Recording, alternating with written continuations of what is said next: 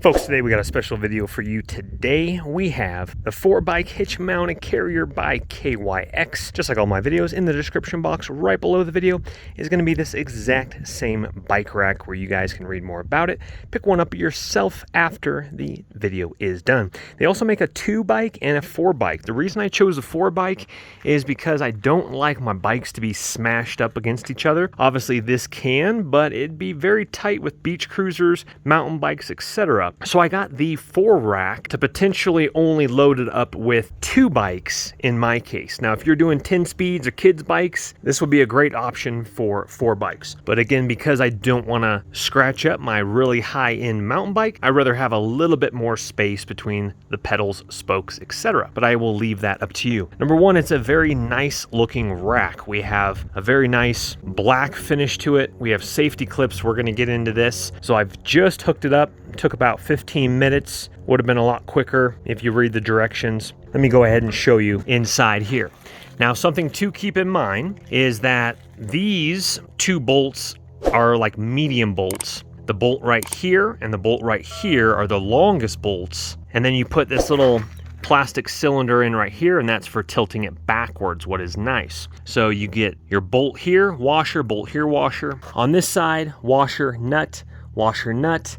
Right here, washer, nut, washer, nut. You guys get the idea. Then you have a clip here. So this, I don't want to be right below it, but you pull out that pin for a tilt. We're going to get to that feature in just a second. Coming up again, nice logo here on the left and on the right side here. Coming up to your shortest bolt, which is up on top here with your quick release clip right here as well. And what I do like about this bike rack right off the bat, you have a couple little reflectors right here for nighttime so that people don't run into it. Because as you can see, a 4-rack bike rack sticks out a little bit.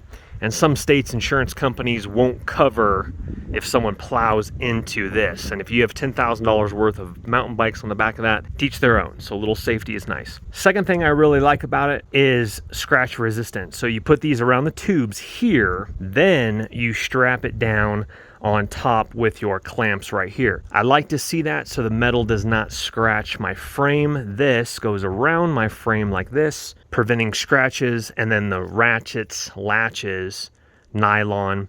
But what you want to prevent is this metal clamp from scratching your frame, which is nice. These, of course, can go up or down. So if you're only using 2, which in my case will be majority of the time, then I would just do like this set, that set down, and this set like you see right here. Okay, let's come down here to the tow hitch here. Now, this gives you some really cool options. So you have this really nice high-end pin right here that keeps this pin in with this hook here. So let's go ahead and pull this out. Now, this is your tow hitch thread here. You can either thread it or just shove it through. Due to the size of mine, my tow hitch has 2 different hole sizes. And something I just noticed over here is that it's actually threaded on this side here. So that's extra safety. So let's go ahead and scoot that back in. And then from the passenger side, then that screws in for added safety. That's actually a really nice safety. Just in case your pin, for some oddball reason, someone stole it and you didn't know, popped out goes your bike rack on the middle of the highway. That wouldn't be good. So you can bolt that in, that goes all the way across, and then you drop your pin in. I like that feature better than just slipping it in. But that is an option if you needed to load this up, or what people sometimes do, especially with these bike racks, they pull them out when they're not riding because they don't want this sticking out that far. And then when they do go on a mountain bike ride, they just grab this from the side of the garage, slip that in. If you're going just maybe a couple miles down the trail, slow speeds, I'll leave that up to you, but safety first. This is how it's supposed to be done, with it threaded passenger side going to the driver's side, with, of course, our clip clipped in. They give you a couple little cheaper wrenches, but it gets the job done, and sometimes nice so you don't have to dig through your garage if they're not convenient. So again, that comes around, that little quick clip. And then what I like to do is, you're not gonna see this on camera, but I tilt it slightly back or straighten it up. So the pin comes out, and that pin is on a little cable, so it just dangles there. And then this comes down and stops right here. Now, if you want it to come all the way down, all the way right here, of course, you probably would biff this into the ground. That is an option. Just remove this plastic piece, this bolt, slide that out, and that would fall further forward because it's getting its rotation on this bolt here, swinging down but holding right here, as Bria is very curious about the bike rack. This is a great feature, so let me show you why this is a great feature. Because now your SUV door can close down, your van doors can close. This is just your typical work van.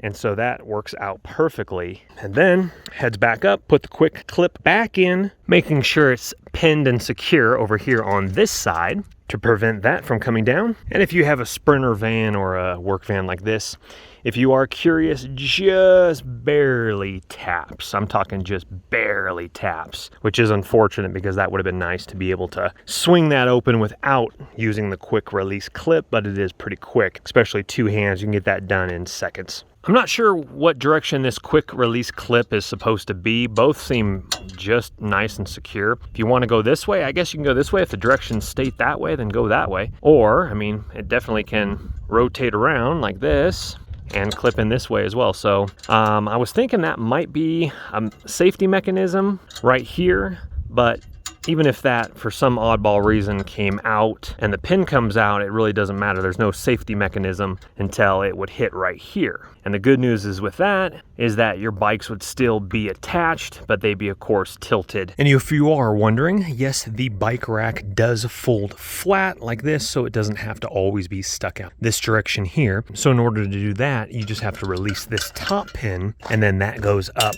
And it actually has to go up above this little bracket right here. So it just takes a little bit of a pull up to do that, and then you go ahead and just put back in your pin. Just like this here. Now that is nice and secure. And then these also rotate completely around, flat, whatever way you want to do it. Let's say you need a bike to latch on this way for some reason, like a road bike, if it had to get held by the frame in a different direction instead of slipping it over. So there's definitely some options here. Again, we've already looked at the pads inside and the curl over of the frame. Now let's go ahead and show you what it looks like with a bike on it. Okay, let's take a look at my fat tire bike here. With this type of geometry of a bicycle, these type of frames are very good for this type of bike rack because you have a long, flat frame on top. You can scoot them on down. Again, kids' bikes, more of a geometry like this with a bigger triangle right here. It is very easy to slip on and off. Not to mention, this is a secondary way of being able to mount your bike up. If you do need to fix your bike as well, you can just put it on your rack like I have it right here, and you can start working on your bike like a bike stand in your garage. Because these tires are so large, when I do tilt it down, it actually does touch the front tire to the ground in the tilt position. But what that does is that allows me to open up the doors if it was unlocked, like we've already seen in the video. Now, because this is a review video, there was a little bit of struggle to get that pin back in when the bike was actually on the rack. You kind of have to jog a little around a little bit. So I just found myself jiggling it around a little bit, trying to find that perfect pin placement for, again, driver's side to passenger side. In my testing, it could be user error, but I'm just letting you know, especially with a heavy fat tire bike that we have there. Now, this particular rack will be used for my fat tire bike and pretty much my fat tire bike only, or a regular road bike or whatnot. The reason being is, unfortunately, I'll show you my full suspension downhill mountain bike. Due to the geometry, it just cannot slip on this particular rack. Now, this is my full suspension downhill mountain bike, and see how the geometry with the rear shock is right in the middle of the frame. Now, you could potentially flip it upside down like I showed you and then clamp it on. So the clamps are coming like this instead of like this. But I do have a different rack for my full suspension downhill mountain bike. But for my fat tire bike that does not fit on my other rack, this is a great option. Also, looking at my e-bike, you would have to do the similar thing, especially with a down tube like that. As you can see there, there's not too much of an area to clamp onto. So definitely pay attention to what kind of bike you want to put on the rack before you do it. And especially e-bikes, definitely check the specs for the weight limit as well, because e-bikes are very heavy. Well, folks, once again, in the description box below of the video is going to be this exact same bike rack where you guys can read more about it and pick it up yourself. Top link in the description box below. But just like all my videos, please don't go into debt for anything that I do make a video about. But if you do have the cash and it does intrigue you, go ahead and purchase on away. If you wouldn't mind hitting that thumbs up button on your way out, helps the channel and the YouTube algorithm. We will see you next time. Once again, top link in the description box. We'll see you on the next video. Don't let the party stop, guys. Hit one of these videos, continue to watch. We'll see you soon.